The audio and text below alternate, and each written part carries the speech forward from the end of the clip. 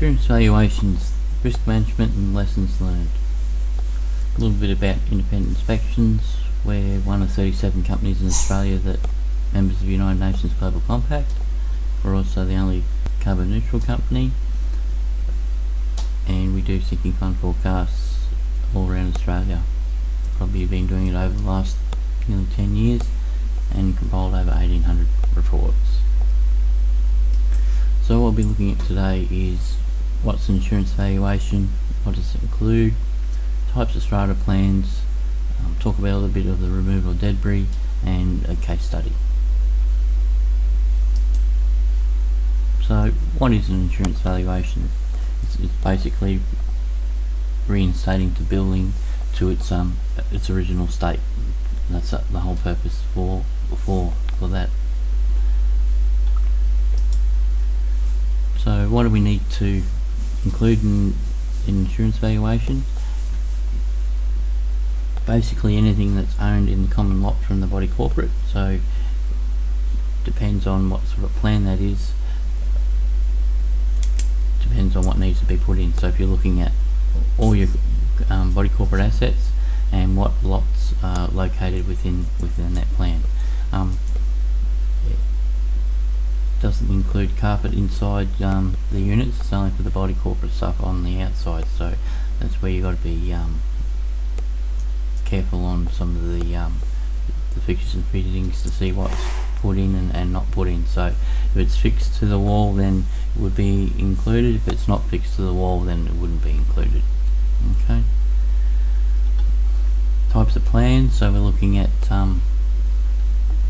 either a building format plan, which really includes everything, or a standard format plan, which is a group title, which means basically the common areas would be driveway, column fencing and pool if there was one there.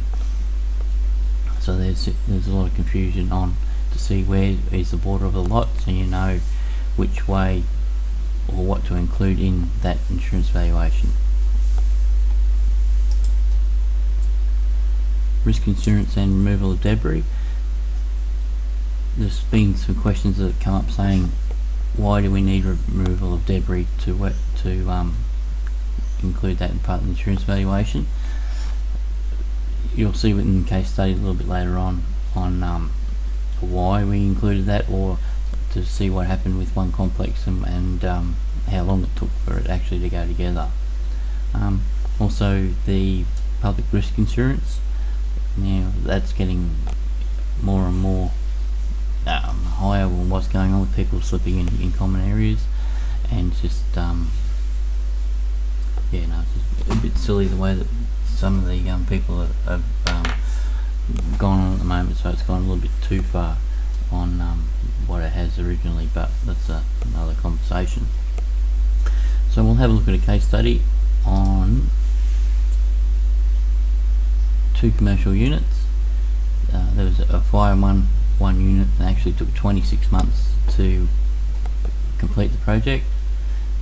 The debris was on site for 4 months, and we tracked this building over the first 2 years. So we had the fire in the building, which was next to a pet shop, and totally gutted the building. So we thought, okay, we'll just watch and see how this goes. So 4 months later, the site was exactly the same as you looked in the top site. So then finally after 4 months, they got rid of the debris. So then from there, after that 4 months, that actually sat for another 6 months without any works being done to that. So we're looking at 12, 14, 15 months just sitting like that, and then in the last 6 months, after that, the nearly 2 years for that was sitting there, and then they finally started doing building work. So 26 months to finish a project from the initial fire to bring it back to what it was originally.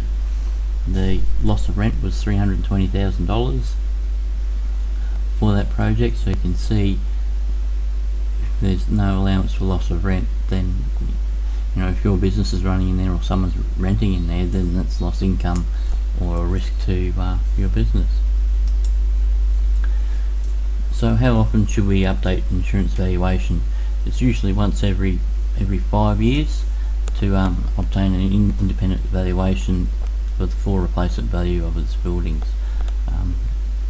With the sinking fund case study that we did earlier on, there's a few buildings that have been underinsured, and there's some buildings that have been overinsured as well. So it depends on the market and CPI and what the construction costs are at the moment now for the insurance to catch up with that.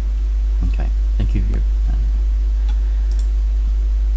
and that's it. So thank you for your presentation.